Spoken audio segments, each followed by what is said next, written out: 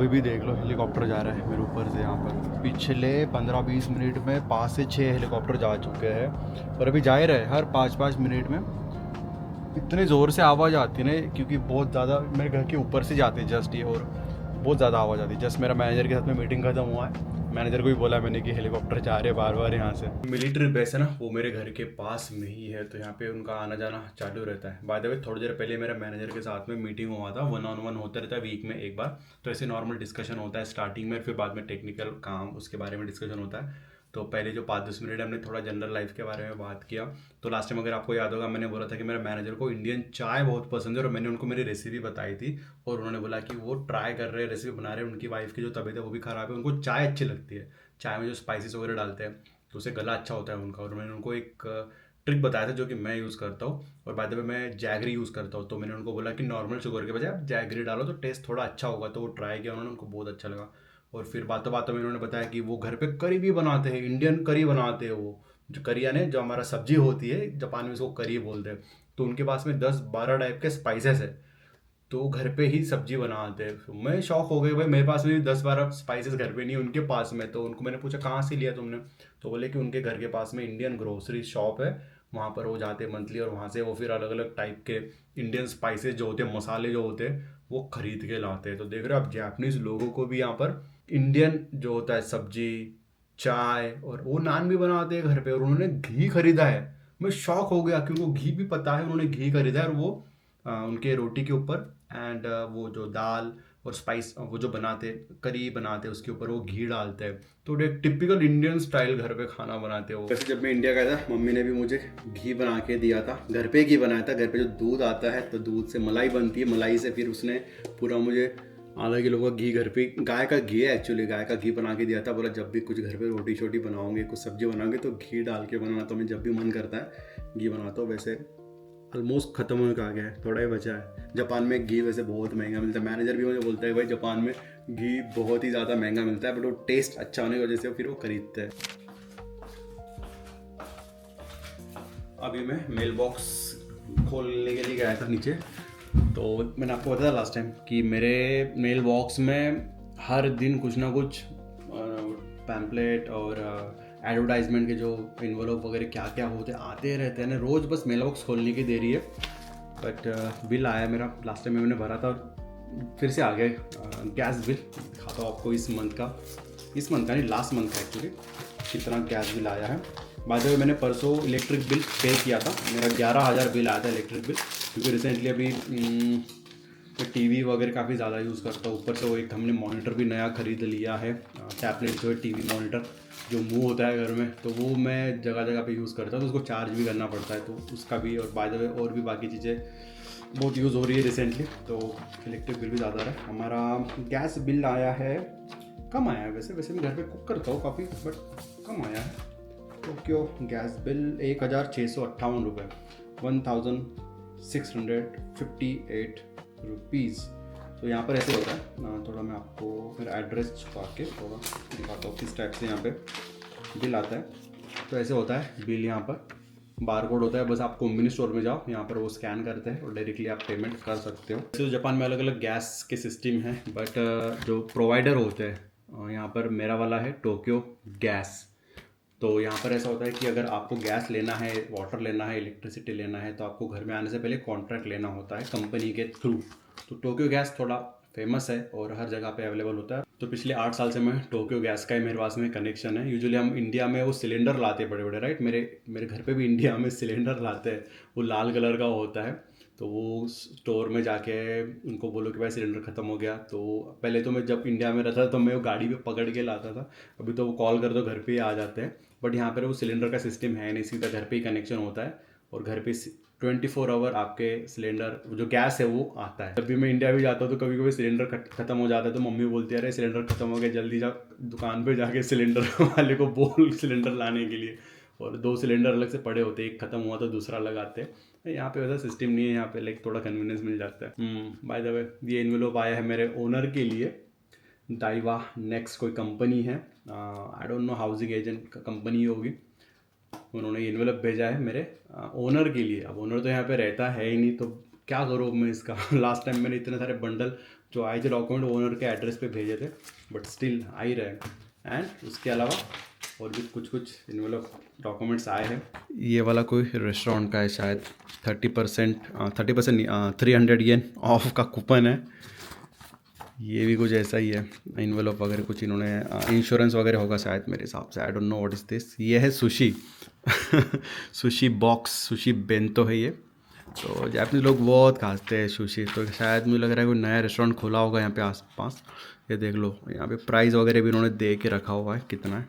By the way ये है चीज़ भाई, ये आपको मुझे दिखाना है। मैंने आपको बोला था जापान में गार्बेज फेंकने का बहुत ही स्ट्रिक्ट रूल होता है। अभी दिसंबर आ गया है, न्यू ईयर आने वाला है, 2026 स्टार्ट होने वाला है। और इंडिया में क्या होता है, जब न्यू ईयर आता है तो हमको कैलेंडर देते हैं, राइट। आप कोई भी दुकान पे चले जाओ या ऑफिस या बैंक, वो आपको एक उनका नया कैलेंडर देते हैं ईयर का। यहाँ पे आपको कैलेंडर नहीं मिलेगा, यहाँ को कैलेंडर मिलेगा कौन सा, कचरे वाला। ये देखो, मुझे यहाँ के वार्ड ऑफिस ने नए साल का कैलेंडर भेजा है, कचरे वाला। यानी मैं क्या ही बोलूँ अभी आपको, यानी कैलेंडर का अभी हम जैसे इंडिया में वो काल निर्णय वाला कैलेंडर लगा के रखते हैं डेट्स देखने के लिए, यहाँ पे मैं डेट देखता हूँ कचरा फेंकने के लिए। तो अभी दिसंबर चल रहा है, तो ये करंट दिसंबर का कैलेंडर है, कौन से दिन कौन सा कचरा फेंकना है। ये नेक्स्ट ईयर का जनवरी, फरवरी, मार्च, अप्रैल, पूरे साल का नेक्स्ट ईयर का इन्होंने डिटेल में पूरा देख लो अभी कौन से कैटेगरी में कौन कौन सा कचरा होता है, और सब कुछ इन्होंने डिटेल में दे के रखा है। भाई साहब मानना पड़ेगा इनको सच में। ये देख लो, पूरा जापानीज़ में है वैसे, बट इन्होंने पूरा डिटेल में दे के रखा है। अगर आप कचरे का रूल नहीं फॉलो करोगे तो क्या होगा, क्या सब कुछ इन्होंने डिटेल में दे के रखा है। एंड गुड थिंग इन्होंने लास्ट के पेज पे कांजी जो कैटेगरी है ना कचरे की, वो थोड़ा इन्होंने इंग्लिश में भी दे के रखा है। बर्नेबल, प्लास्टिक, ग्लास बॉटल, कैंस, ये सब का अलग अलग दिन होता है, तो उन्होंने सब उसको डिस्ट्रीब्यूट करके दिया। और इनका नंबर्स भी, अगर आपको कोई दिक्कत है तो यहाँ पर इनको कॉल करना है। तो मैंने लगा दिया है कैलेंडर यहाँ पे कचरे का, डेली उठ के यहाँ पे डेट चेक करके कैलेंडर वो कौन सा कचरा है देख के हम उसको फेंकेंगे। खाने में आज दोस्तों मैंने बनाई है चने की सब्जी। खुशबू हाँ, बहुत बढ़िया आ रही है, बहुत भूख लगी मुझे। चलो खाना खाते हैं। कल रात में मैंने रोटी भी बनाई थी, 4-5 बनाई थी, उसमें से 2 या 3 रोटी बची है, तो चलो इसको भी खाते हैं।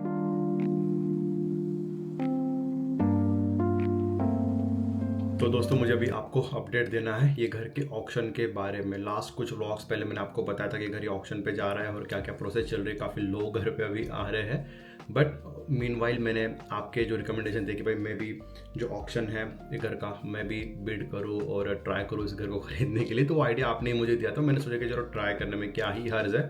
तो मैं कल शाम को ऑफिस गया था, यानी जो ओनर है जिसके अंडर ये घर आता है, जो ऑक्शन पे जिन्होंने ये घर रखा हुआ है, उनके ऑफिस में मैं गया था। और ऑफिस में जाके आए, थोड़ा मैंने उनसे इन्फॉर्मेशन लेने की कोशिश की कि क्या प्राइस है, क्या ऑक्शन प्रोसेस है, एवरीथिंग। तो उन्होंने पूरा एकदम फाइल थमा दिया मुझे, इसके अंदर काफ़ी सारे डॉक्यूमेंट्स हैं। उन्होंने पूरा मुझे प्रोसेस समझाया कि ऑक्शन कैसे कैसे होने वाला है। तो सबसे पहले तो एक फॉर्म फिल करके उनको देना था, उसके अंदर जो प्राइस है, एक्चुअली उन्होंने इसका प्राइस मिनिमम बिड प्राइस रखा है, उतना प्राइस रखना ही है, उससे नीचे आप जा नहीं सकते।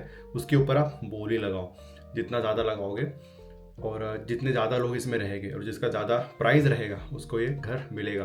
अब आई डोंट नो कि कितने लोगों ने इसके ऊपर बोली लगाई हुई है। उन्होंने बोला कि तुम्हारा प्राइस लगा दो, एक उन्होंने मिनिमम प्राइस बोला था, उसके ऊपर ही वो चाहिए था। तो वो प्राइस तो मैं एक्चुअली आपको नहीं बताऊंगा बट मैंने बोली लगा दी, वो फॉर्म फिल कर दिया था और उनको सबमिट कर दिया था। तो उनको मैंने थोड़ा सी बातों करते पूछा कितने लोग बता दो मुझे, तो बोले वो तो लाइक सीक्रेट है, वो बता नहीं सकते कि कितने लोगों ने अप्लाई किया है ये घर के लिए। तो ये जो प्रोसेस है आई थिंक 1 या 2 वीक चलने वाला है। यानी एक विंडो ओपन किया है, उस विंडो में इन्होंने लाइक अलग अलग जगह पे थोड़ा एडवर्टाइजमेंट करके रखा है वेबसाइट्स पे एंड ऑल, कि भाई जिन लोगों को खरीदना है ऑक्शन पे बिड कर दो अपना प्राइस। और एक उन्होंने डेट दिया है, वो डेट में जो रिजल्ट है वो अनाउंस करने वाले 2 वीक के बाद में कि किसको ये घर मिला है। तो आई डोंट नो क्या होगा बट मैंने तो ट्राई किया है, थोड़ा जो बिड का प्राइस है थोड़ा सा ऊपर मैंने ऐड किया है, क्योंकि वैसे भी घर काफ़ी महंगा है। तो ज़्यादा तो अब मुझे ये भी नहीं पता कि कितने लोग हैं, अगर पता होता कितने लोग हैं तो उस हिसाब से मैं ज़्यादा कर भी सकता था। बट मैंने थोड़ा एक ये लिया है, रिस्क लिया है कि आई एम थिंकिंग कम लोग ही हो गए इसको घर को ख़रीदने वाले, तो उस हिसाब से मैंने प्राइस थोड़ा कम ही रखा था। तो लेट्स सी अगर हमारे नसीब में ये घर होगा तो लेंगे, वरना फिर अब फिर से मूव आउट करेंगे किसी और एरिया में। और हाँ, बाय द वे, ये घर का मुझे और भी काफ़ी सारे इन्फॉर्मेशन मिले हैं, जैसे कि ये जो घर है ये काफ़ी पुराना है। जो इसका कंस्ट्रक्शन है वो आई थिंक 1984 का है, काफ़ी पुराना कंस्ट्रक्शन है। और दूसरी बात, ये घर की मुझे निगेटिव पॉइंट ये लगी है, जो कि मुझे थोड़ा लग रहा था कि यार क्या करूँ, खरीदूँ या नहीं, वो है इसका जो टेक्नोलॉजी है, अर्थक्वेक प्रूफ टेक्नोलॉजी। क्योंकि जापान के जो नए घर होते हैं उसमें जो अर्थक्वेक प्रूफ टेक्नोलॉजी होती है वो ज़्यादा एडवांस होती है। ये घर की जो है वो नहीं है। लाइक आई थिंक 1990 के बाद में जो जितने भी ज़्यादा घर यहाँ पे जापान में बने हैं उसमें अलग एक टेक्नोलॉजी होती है अर्थक्वेक की। तो ये 1984 का है, तो इसमें वो नहीं है। इसके चलते ये बिल्डिंग उसके अंडर नहीं आता है। तो अगर अर्थक्वेक आ गया, जो कि आते रह जाए यहाँ पे, तो ये बिल्डिंग उतना लाइक स्ट्रॉन्ग नहीं है जो इसको लाइक स्टैंड रख सके। और दूसरी बात, ये घर का जो कंस्ट्रक्शन है, इसमें जो फाइबर लाइन लगी हुई है इंटरनेट की, वो बहुत स्लो है। मेरे घर का इंटरनेट इतना स्लो है दोस्तों, क्या ही बताऊँ। मैं वीडियो एडिट करता हूँ, मैं अपलोड करने डालता हूँ, रात लग जाती है इसको। क्योंकि ये घर का कंस्ट्रक्शन में जो फाइबर लाइन इन्होंने डाले थे वो स्लो थे। और मैंने जब इंटरनेट लगाया था उनको बोला था कि मुझे एकदम हाई स्पीड वाला लगा दो, तो वो बोले कि हाई स्पीड वाला तो है, बट ये घर में वो लाइन ही नहीं है। अगर हम लगा भी देंगे तो आपको उतना वो मैक्सिमम स्पीड मिलने वाला है नहीं। तो इन्होंने स्लो वाला इंटरनेट लगा के रखा है। तो मुझे तो दिक्कत बहुत जाती है यहाँ पे अपलोडिंग वगैरह करने के लिए, बट वो एक प्रॉब्लम है। और उसके बाद में इसका कंस्ट्रक्शन थोड़ा पुराना है, और और भी एक दो प्रॉब्लम है जो कि मुझे थोड़ा इसका निगेटिव पॉइंट लगता है। बट इसका जो प्राइस है एज़ कम्पेयर टू उसके अदर आसपास के घर के, वो थोड़ा कम इन्होंने रखा है, क्योंकि ये जो निगेटिव पॉइंट है इसके चलते हुए। तो लेट्स सी क्या होता है। तो जो भी अपडेट रहता है मैं आपको ज़रूर अगले आने वाले व्लॉग में बताऊंगा।